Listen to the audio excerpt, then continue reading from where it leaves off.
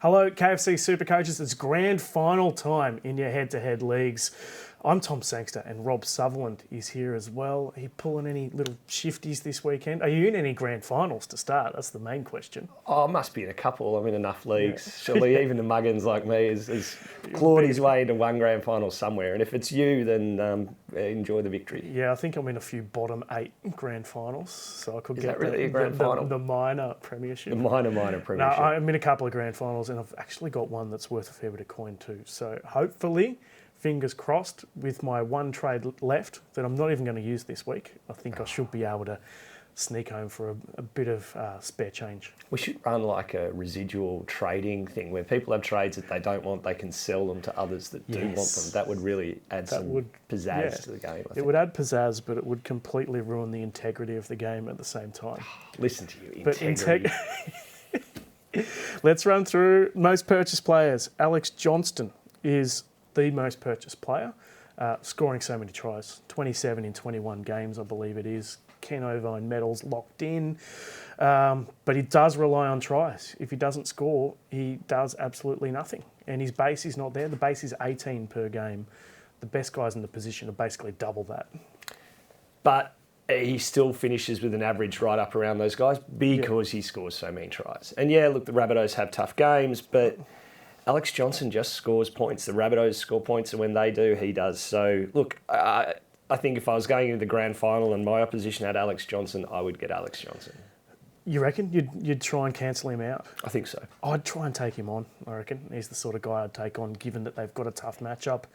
And he's due to have a game with no tries. Let's face it, he's scored so many that surely he has an off night in there somewhere. Yeah, I don't know. That's weird punter logic, isn't it? The guy's going really well, so he's got to start going badly. Joseph Tapine, he's gone from, he's about 4th on the list earlier. He's up to 2nd today. You can't talk anyone out of Tapine, to be honest. He's pretty much the best front rower in the competition for SuperCoach in the last 10 weeks. He's up there, right up there with Papali'i. And better than Haas. Yeah. I think Haas will go better this week. I mean, this is off topic. I'll just talk about Haas. But I think Haas will go better this week. I think there was very little reason for the Broncos to run him out and play any big minutes at the end of that game when they were being towed up comprehensively. So I'm counting on a Haas bounce back. But on to Tapine, yeah, look, as an owner, very, very happy, just really consistent. I would get him. Send your questions through, guys. I've got them open on the Facebook Live now. Only one sitting there, and it's a sledge that I can't really read out. So send them through. Send through your actual questions and your sledges as well, of course. Valentine Holmes, I'm intrigued that he is the 3rd most purchased player. I bought him last week because he had that amazing matchup and he did well. I'm a bit worried about him in the final 2 games in really tough matchups. Yeah, well, I'm prepared to back Alex Johnston. I'm not prepared to back Val Holmes. That said, I will play him. Are you going to play it? Yeah, I'm absolutely playing it. Yeah, I'm going to play him, but I wouldn't buy it. Yeah, I mean, he's a pretty scary proposition. Even against a good opposition, I think he can go well. Mm-hmm. But look, I'm not expecting him to... I'm certainly not going to put the VC or the C on him this week, whereas I put the VC on him last round. Who is the best captain option this week? I think it's got to be Nicho Heinz. Nicho's number 1. Yeah. And my VC is going to be May, I think, Taylor May, which is a bit of a wild card. But you have a look, the early games are pretty tough. The one team in the early games that has a good matchup is Penrith against the Warriors. So for me, a VC should be a Penrith player from somewhere. Yep, I quite like that. I've sold all my Penrith players, so I won't be going with him. But Nicho's definitely the number 1. I wouldn't be going... like, a lot of the top teams are playing the other top teams this week. So it's tough matchups for guys like Teddy, Munster, etc. So I'm avoiding those fellas and going with Nicho. I know everyone's going with Nicho, but I feel like this is one where you don't zig while others zag. Correct. Just pick the... I mean, he's average about 100 at the moment. He's 3-round average, something like that. It's pretty spectacular. I just think you're going. Good matchup. If I was going to do something crazy late in the round, you would go David Fifita in that final match of the round. But that's only if I get really behind in a league. So and he's next on. And I didn't. That was completely you're a professional, Thomas. Beautiful. All this preseason is paying off right near the end. Exactly. This is where. Yeah, I won't say anything. David Fifita. I lost my train of thought. We're barely going to get to the end of the year. Oh, we've talked about Fafita. We talked about him last year. Last week, and we talked about him yesterday. He's the X factor forward. He's not safe like Tapine. He's perhaps not even as safe as Cameron Murray, but he can pile on points in very quick spurts. I think he's the guy that can win you a head-to-head. He might make you might be gnashing your teeth at 50 minutes when he's on 23 points, but he could also finish on 120. So, yeah, I think Fafita is the buy of the round. Heaps, I agree with you, absolutely. And there's questions coming through. Evan Burnett is asking, who's the better play this week, Taylor May or Dewey? First of all, if you've got both and you're working out who to play, I'd probably play both. Both have got good matchups. Yeah, well, May's got May's got the Warriors, and the Tigers Dewey's got don't a have good a one. bad one. Who've they got again? The Dragons. Yeah, Dragons. The one thing I'd say about May, and we haven't talked about it, is the return of Luai really works for him. Yeah, that'll open up that left hand side a lot. I think May and Tango probably score pretty well this week. If I had to pick one again. Well, I'm going to VC May, so I'd say May. I could see why you'd pick Dewey. I'd go May too, but I'd personally be playing both of those guys if you own them both. Probably. Moving on to Heinz versus the Bulldogs. Is it a good idea to captain him? Yes, absolutely. I think so. I've got Jack Bird, but I never play him. 90 plus and 130 plus in the last 2 weeks. Is he a play? I think he is. It's a good matchup against the Tigers. Yeah, I think and it's late in the round too. You can make that decision pretty late in proceedings and get the jump on your head-to-head rival. Well, possibly, as long as you haven't played all of your 17 by the time that comes around. Yeah. Bird looked good in the centres to me. I thought he what did he have? 1 try, 2 try assists and a try or something like that. And he played most of that time, most of the fair chunk of that game in the centres. So, yeah, if I had Bird, I'd probably play him against the Tigers. Matt Cameron is asking Garrick and Tolo for Steve Crichton and Tapine or Fafita. All right, so Tolo? Is that Lolo, I'm assuming? Taumalolo? Probably Lolo, yeah. So, look, I agree with selling both Garrick and Taumalolo to start with. Well, Garrick's broken and Taumalolo's minutes are right down on what he was playing in the middle when they were sort of covering all the origin periods. So, I feel like they could be saving Taumalolo for these last 2 games against tough opposition and then obviously going into the finals. I feel if they lock up top 2, they might not play anyone in the final round. And then, Stephen Crichton as a pod, I don't hate at all because he'll still be kicking goals. Plus, he's in what should be a really simple matchup for the Panthers, really. Yeah, well, I mean, if you're not worrying about 2 weeks ahead, if you're just worrying about this week, then I think Crichton's a good get. If you're worried about the next week, as we say, I mean, Penrith have top spot locked up. They could conceivably run out their New South Wales Cup team against the Cowboys and rest their entire squad. That's not really Penrith's go, but it's a possibility. So that's my only quibble on Crichton. Damien Wright is asking Isaiah Tass or Talakai to play in the centres this week. Talakai's got that good matchup against the Bulldogs.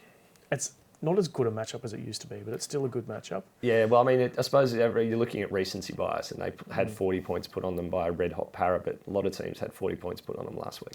Yeah, and Talakai just hasn't been in form, has he? So he's been injured. I reckon he'll probably be better when he comes back, having had a break. Tass just keeps scoring well. Yeah, and he keeps getting try assists and TCs for Alex Johnston. He's got Latrell inside him, Cody inside him. It's a pretty good spot to be, being the left centre at the Rabbitohs. It is. It's a tougher game. But, I think if I was only going to play one, I'd probably play Talakai and count on the fact that, he comes back rested, his shoulder is better, and you see the Talakai of Morgan Harper that we all saw and loved and then sort of got disappointed by afterwards. A popular tactic this week is to target the Titans versus the Knights clash because I think there will be a lot of ball thrown around in this clash. It's at Cbus Super Stadium. It's a day game. I think it'll be high scoring with teams that don't have a great deal to play for. So, with that in mind, Beau Fermor is the 5th most purchased player. I think it's a trap. Yep. Yeah. Would you like me to say why? Elaborate. All right. Yeah. Well, I mean, because he's scored 3 tries in 2 weeks. Now, if you want to say a guy that's not going to keep scoring tries, I'd say it's Beau Fermor over Alex Johnston. Yes, the Titans are playing with gay abandon.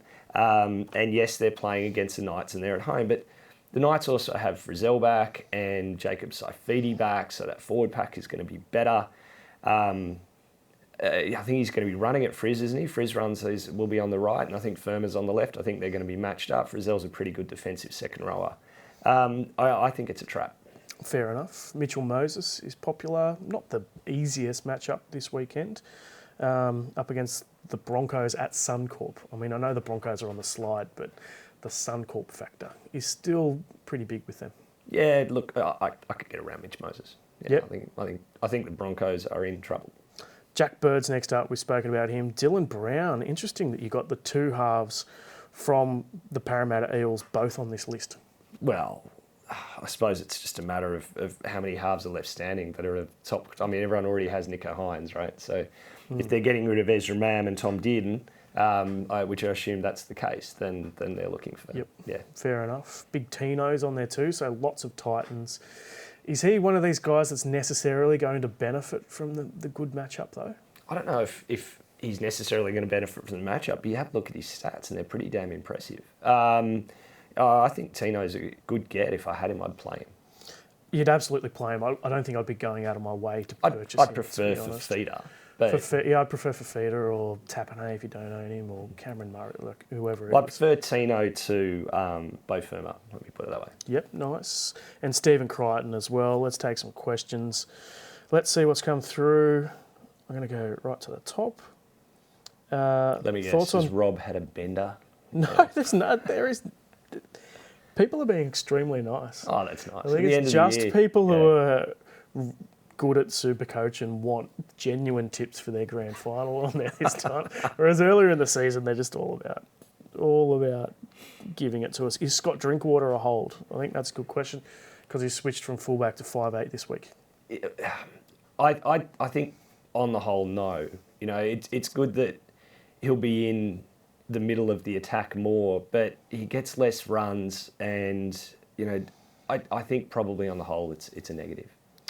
Brad Cox is asking Garrick to who as the last trade. So obviously the most popular, Alex Johnston and Valentine Holmes in that position. You got Bo Firma as a bit of a pod as well. Jack Bird as a pod. Can I throw out my crazy one? No, I'm going to say, all right, you can have it, Thomas. You can have it. Go on. I came up with this on my own, and then you came up with it at the same time. You're like the kid who's like, I did my own homework. I did for once. I did my homework. I know I did my homework, and we both agree that the crazy pod of the week is, we say it at the same time, Matt Ikevalu from weird. The Sharkies. The way you were looking into my eyes. Ikevalu. Yeah, I mean, I don't think he's going to play next week, but he might not. If Connor wonder. Tracy comes back for a 1 week wonder, he's got a good work rate, gets through a lot of runs. I think Ikevalu is a good guy. We've got one trade left. Thinking Garrick to Adam Dewey. I own Dewey. He's not. I wouldn't be going out of my way to buy him, to be honest. There are guys from better teams with better matchups. He almost scored 50 when the Roosters scored 70. So, you know, like when he spent a lot of his time watching Sam Walker kick a goal, he still scored pretty well. Look, I mean, he's not my priority pick, no. But any love for Brian? It's come from Adrian. I don't hate it with the matchup. The knock I've got is that he will still be playing on the right wing, and with Luai back, I assume a lot will be going to the left wing, which is why Taylor May is your VC. I do think the right side is going to go better because O'Sullivan is a big upgrade as a half on Salmon, right? Who really was a fill-in half. He's not a real half. So I think the right side will go better, and I think, you know, against the Warriors in Penrith, I think Brian Tyler probably scores a try. He's a good price, so I can get around it. Matt Cameron's asking, which 4 centre wingers to play out of Tagu, May, Manu, Talakai, Cooler and Crichton, where you can basically play the entire Panthers backline there and hope that they all get over. I probably wouldn't play Talakai out of that lot. Cooler, would you play? I mean, Cooler's got who've they got?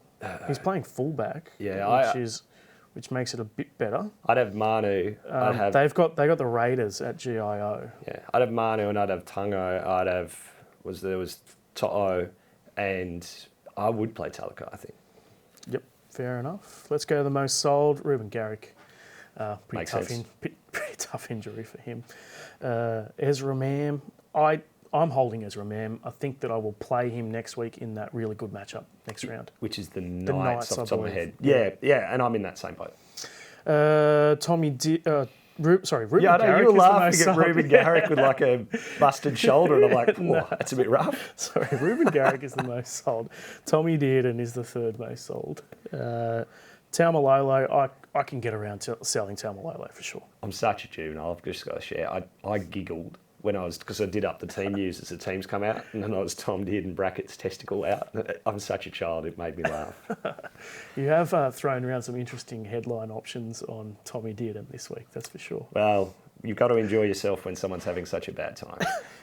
Tom Lawler makes sense. Joey Swali'i.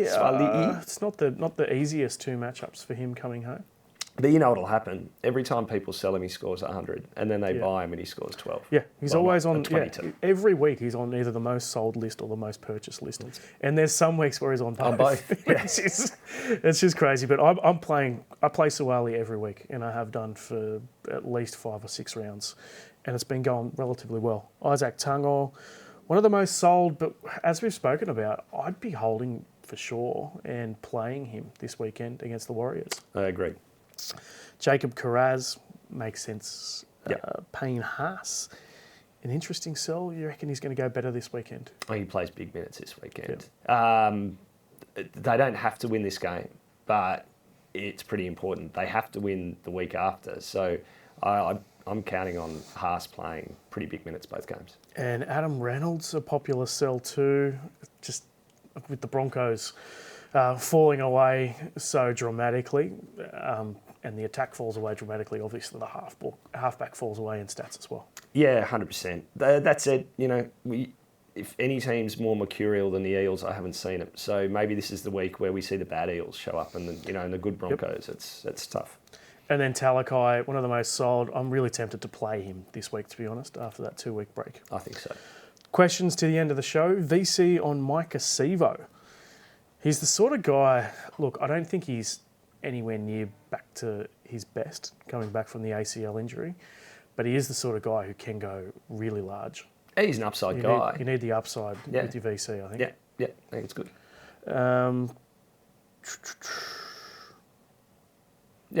I think this is the round to throw out a bit of a silly VC, because I think the C is such a no-brainer. Heinz at home. It's tough to use the loophole on this week when you've got such a good captaincy option in Nico. Yeah. I've only used the VC loophole, I think, once this year, and it was in a bye round. Actually, I've used it once outside of the bye round, and I ended up losing points over it. So it's completely overrated, the whole VC loophole situation. But it's fun to have 2 bites of a cherry. It is fun. What are your thoughts on a combination of Johnston, Manu, May, and Tu'o? Yeah, we talked them all up. Yeah. Best buy out of Tappanale for feeder for head-to-head final. I mean, it just depends on your appetite for upside, really. Yep. It's one of those things that hopefully you can make a little bit later in the round, with Fafita playing so late and Tappanale's playing in the middle of the round somewhere. Yeah. So one of those ones where if you're ahead in your head-to-head league, go Tappanale. If you need to make up ground, go Fafita. Yeah, and if you want to have a reason to watch the Titans, then go Fafita, because you'll be watching every single play, yelling at the TV, give it to him, don't pass it around him. It's crazy how all of his tries are just individual efforts. Yeah, 20 metres out, he'll just get the ball and go, oh, actually, I might do it this time. He never just gets past the ball by his half and crashes through. It's always some sort of 5 tackle busts to score a try. That is it for the Pre-Lockout podcast, round 24, grand final week. We will be back next week. There's no head-to-head competition, but of course the overall is still cranking pretty hard. Big thanks to Rob, and we'll catch you next week.